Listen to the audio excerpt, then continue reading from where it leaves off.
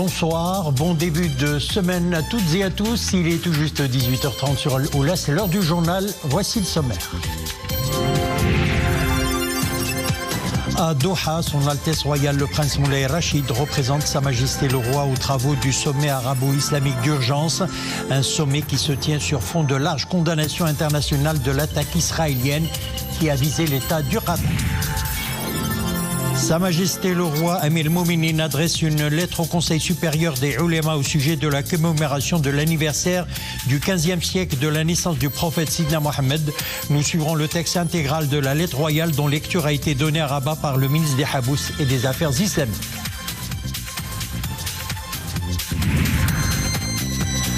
Le tourisme est en plein essor dans la région de l'Oriental. À titre d'exemple, la station balnéaire de Saïdia a réalisé un taux d'occupation de plus de 80% cet été.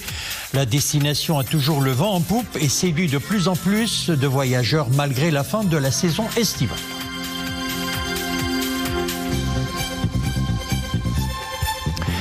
Direction Doha qui a abrité ce lundi les travaux du sommet arabo-islamique d'urgence consacré à l'examen de l'attaque israélienne contre l'État du Qatar. Son Altesse royale le prince Moulay Rachid a représenté Sa Majesté le roi Mohamed VI à ce sommet. À l'ouverture des travaux, l'émir du Qatar, Cheikh Tamim bin Hamad Al-Thani, a déclaré que Doha a été victime d'une agression qu'il qualifie de lâche, une violation grave contre la souveraineté de son pays. L'émir du Qatar a également appelé à des mesures concrètes et à une position régionale unie. Lors de ces travaux, plusieurs chefs d'État et de gouvernement arabes et musulmans ont pris la parole pour définir une réponse collective à l'agression contre un pays souverain, médiateur clé dans les négociations de cessez-le-feu aux côtés de l'Égypte et des États-Unis. Les dirigeants présents à ce sommet ont également exprimé leur rejet total des agressions portant atteinte à la souveraineté de l'État du Qatar. Ils ont également exprimé leur pleine solidarité avec le Qatar et dénoncent à l'unanimité une dangereuse escalade dans la région. Les chefs d'État présents à ce sommet ont par ailleurs réaffirmé leur soutien aux efforts déployés par le comité Al-Quds que préside Sa Majesté le roi Mohamed VI et son bras exécutif, l'agence de Beit Mal Quds Al-Sharif. Rappelons que son Altesse royale le prince Moulay Rachid était arrivé ce lundi à Doha pour représenter Sa Majesté le roi Mohamed VI aux travaux du sommet arabo-islamique d'urgence qu'abrite donc l'État du Qatar. À son arrivée à l'aéroport international Hamad, son Altesse royale le prince Moulay Rachid a été accueilli par Cheikh Saoud bin Abdelrahman bin Hassan Al-Thani, vice-premier ministre et ministre d'État aux affaires de la défense du Qatar. Son Altesse royale le prince Moulay Rachid a été également salué par le ministre des Affaires étrangères, de la coopération africaine et des Marocains résidant à l'étranger, Nasser Bourista, l'ambassadeur de Sa Majesté le roi à Doha, Mohamed Stari, ainsi que par les membres de l'ambassade du Maroc au Qatar.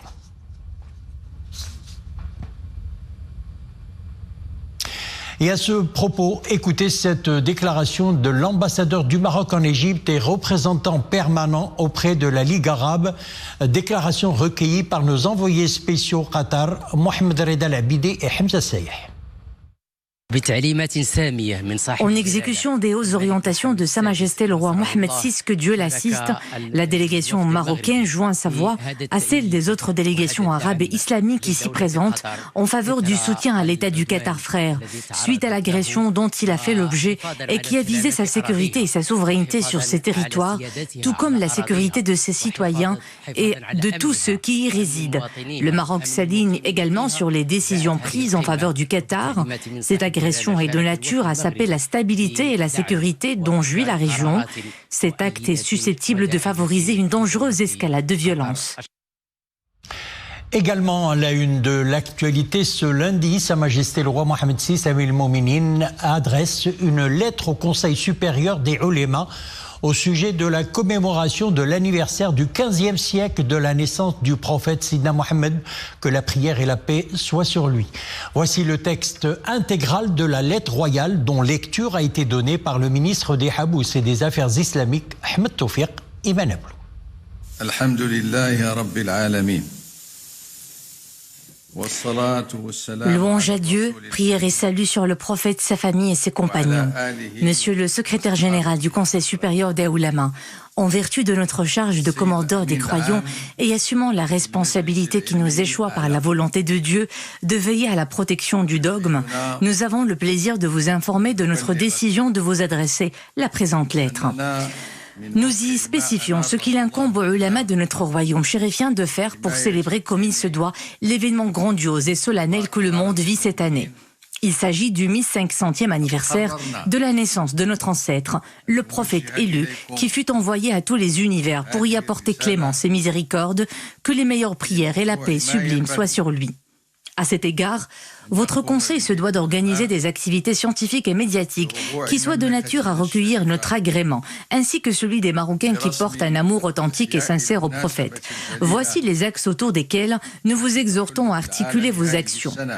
Premièrement, pour une meilleure initiation à la vie immaculée du prophète et un rappel conséquent de ses multiples étapes, des cours et des conférences doivent être donnés et des colloques académiques tenus au sein des conseils, d'écoles, d'universités et plus largement dans nombre de lieux publics. Fait dans l'esprit du temps, ce travail doit s'adresser plus particulièrement aux jeunes en mettant l'accent sur l'œuvre majeure du prophète venu sortir l'humanité des ténèbres vers les lumières par la révélation de la foi monothéiste. Cette célébration est l'occasion pour les ulama d'expliquer à la communauté des fidèles que dans l'entendement général, l'attachement au credo monothéiste doit se traduire concrètement par l'obligation morale d'éduquer les générations montantes à se départir de tout égoïsme, tant sur le plan personnel que dans la vie sociale. Deuxièmement, des activités similaires doivent être mises en œuvre sur une large échelle pour rendre grâce au Seigneur d'avoir confié la conduite spirituelle de notre pays à la lignée du prophète, paix et prière sur lui, qui sut rester fidèle à ses enseignements en perpétuant sa tradition, en préservant toute la sagesse qui lui fut révélée et en suivant la ligne morale exemplaire qu'il incarna. Troisièmement, cette occasion doit être dignement célébrée pour rendre grâce au Seigneur d'avoir guidé nos pas dans la perpétuation de l'héritage de la commanderie des croyants. Cette sollicitude divine nous a permis de veiller à ce que les membres de notre communauté puissent se conformer idéalement aux préceptes religieux que vint prêcher notre ancêtre, l'illustre prophète, et emportait ainsi l'agrément du Seigneur.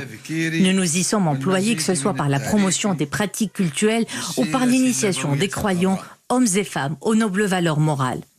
Quatrièmement, nos efforts personnels et ceux des rois de notre dynastie alaouite chérifienne pour préserver la tradition prophétique et plus particulièrement les hadiths doivent être mis en exergue et portés à la connaissance générale. À cet égard, votre conseil devrait publier une édition scientifique de l'œuvre du sultan Mohammed ibn Abdullah intitulée Al-Futuhat al-Ilahiyya fi Ahadith Khair al-Bariyya, les illuminations divines dans les hadiths du meilleur des hommes. Cinquièmement, la mise en évidence de l'œuvre magistrale des Marocains qui prirent soin des missions confiées dans la révélation au prophète, paix et prière sur lui, en vertu de la parole de Dieu. C'est lui qui a envoyé aux gens sans livre un messager des leurs qui le récite les versets d'Allah, les purifie, leur enseigne le livre et la sagesse. Forçant l'admiration du monde entier à ce sujet, les Marocains ont toujours apporté un soin particulier à accomplir la première parmi ces missions divines, en entourant le Saint-Coran d'une attention extrême à travers un effort de mémorisation, de psalmodie et d'exégèse.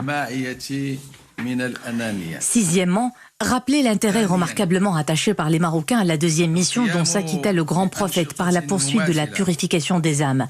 Cet intérêt fut porté par des établissements d'éducation spirituelle qui se constituèrent en confrérie Sophie à travers tout le territoire marocain.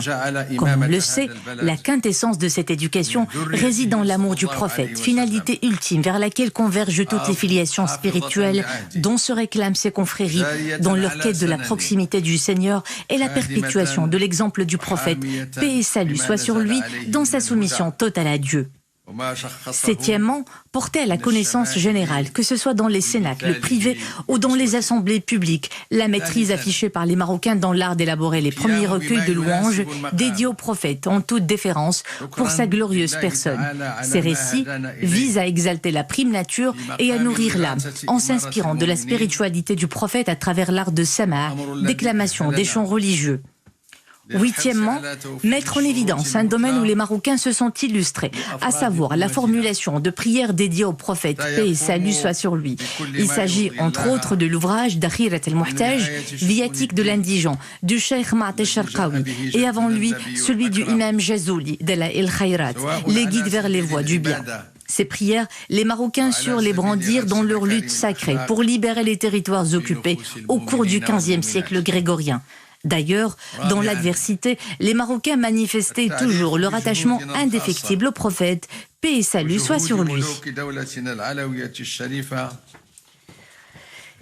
Tel fut le cas du temps d'Abou Abbas al-Usfi, qui rédigea au 7e siècle de l'Hégire son livre intitulé « Anthologie de poèmes composés en célébration de la naissance de l'illustre prophète ».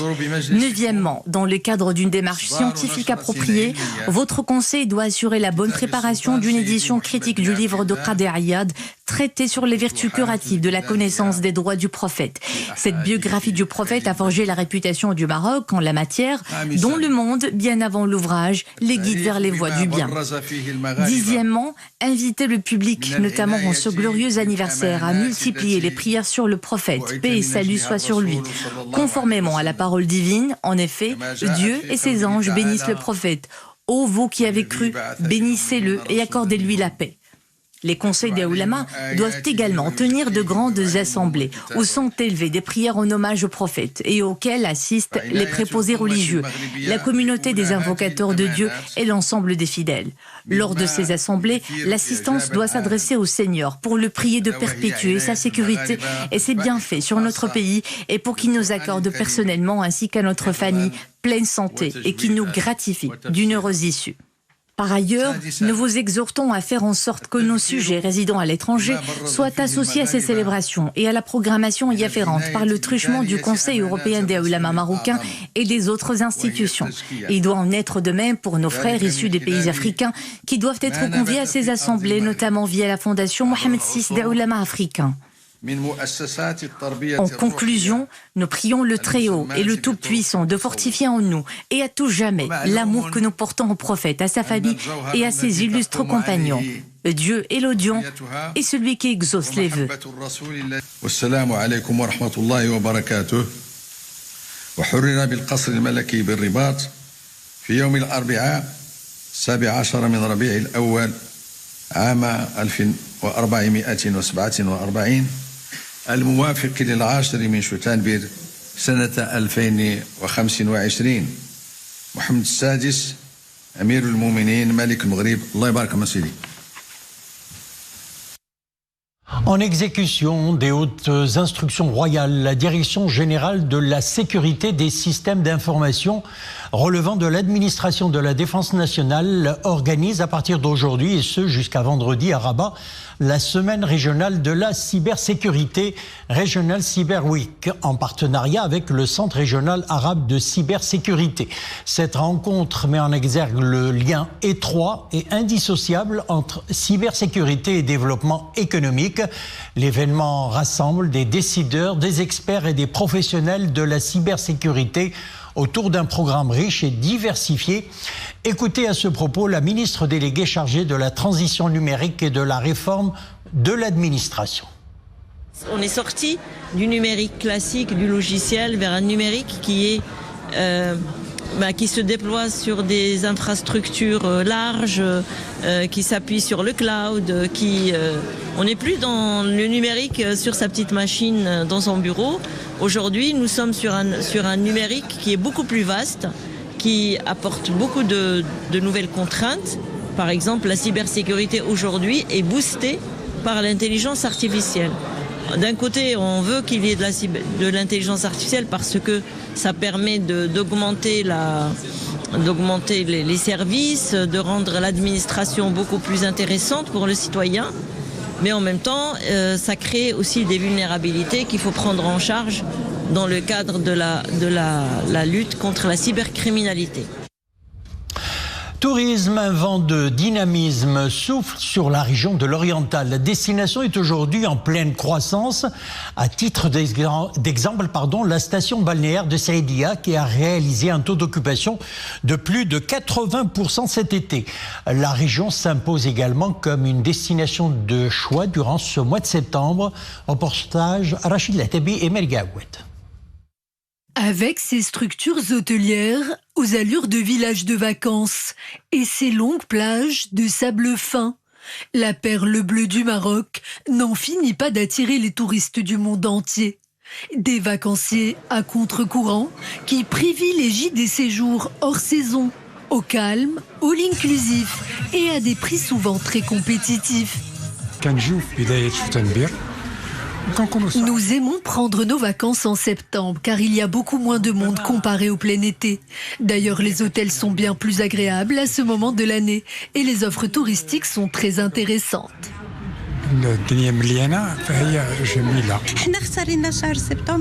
Si j'ai choisi de m'accorder quelques jours de vacances durant cette période, c'est parce que le mercure commence à baisser et que c'est très agréable de se retrouver dans un cadre féerique où il n'y a pas beaucoup de monde et où l'on prend bien soin de nous. Cette niche de touristes se distingue par son goût pour la tranquillité et son rejet de la foule estivale. À chacun son rythme et ses habitudes. L'essentiel est de se faire plaisir. Et pour ce faire, rien de tel qu'un petit moment de détente dans l'une des piscines de l'hôtel avant de s'offrir une parenthèse gourmande. En ce moment, notre clientèle est composée essentiellement de touristes marocains et étrangers venus visiter notre belle région. Il y a beaucoup de retraités, mais aussi des jeunes sans enfants. Ce qu'ils désirent avant tout, c'est profiter de la plage et des installations de l'hôtel afin de se reposer dans une ambiance sereine où l'on s'occupe de tout. J'ai décidé de me faire plaisir en m'octroyant quelques jours de vacances à Saïdia. J'avais envie de m'offrir un petit séjour au calme, loin de la frénésie du mois de juillet et d'août. Partout au Maroc, ces séjours hors saison comptent de plus en plus d'adeptes, attirés sans doute par la promesse d'une expérience plus apaisée et authentique.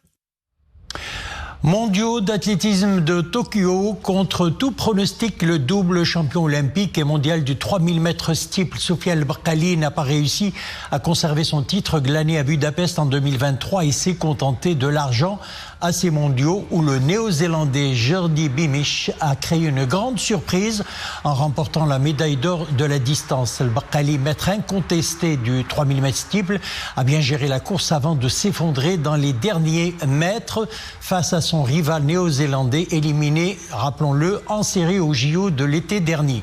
El Bakkali est monté sur la deuxième marche du podium en 8 minutes 33 secondes et 95 centièmes. Le titre mondial a été décroché donc par Beamish avec un chrono de 8 minutes 33 secondes et 88 centièmes. Le bronze est revenu au Kenyan Edmund Serine, 8 minutes 34 secondes 56 centièmes. J'ai fait de mon mieux, je n'ai pas pu franchir correctement la dernière barrière. J'ai préféré reculer d'un pas au lieu de trébucher, confie-t-il. Ça, ce sont les déclarations de Soufiane El Bakkali. Autre information liée au sport, le président de la Fédération royale marocaine de football, Fawzi El Rja, a été réélu par acclamation en tant que membre du conseil exécutif de l'Union arabe de football pour le continent africain. La réélection de Fawzi El Rja a eu lieu lors des travaux de la 28e Assemblée générale de l'Union arabe de football pour le continent africain tenue aujourd'hui à Riyad. Le Maroc accueillera la phase finale de la Coupe arabe de football féminin prévue du 2 au 18 septembre 2027. Et avant de nous quitter, ces images de Floride avec le lancement hier d'un nouveau cargo spatial à destination de la station spatiale internationale opérée par SpaceX. Le vaisseau baptisé Genius 23 est destiné à ravitailler l'ISS. Il affiche une capacité de 5 tonnes, soit 33% de plus que son prédécesseur.